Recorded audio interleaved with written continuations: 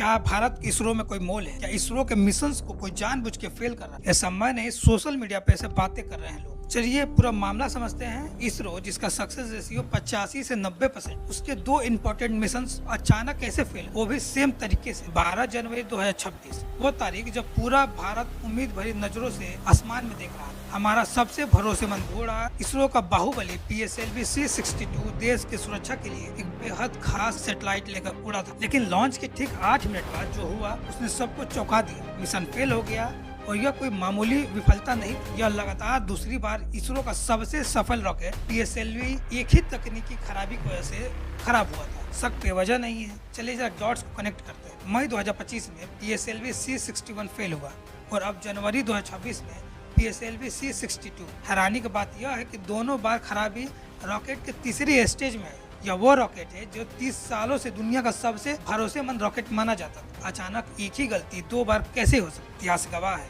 90 के दशक में नवीन नारायण का केस हो या क्रायोजेनिक इंजन की डील, जब भी भारत स्पेस डिफेंस में आत्मनिर्भर बनने की कोशिश करता है कोई न कोई रुकावट आ ही जाती है। लेकिन लोग सवाल पूछ रहे हैं, क्या एक महज संयोग है या कोई साजिश? सबसे पहले बात करते हैं PSLV C-61 मिशन की। इसरो के इस मिशन का उद्देश्य था अर्थ ऑब्जर्वेशन सैटेलाइट को ऊपर भेजना।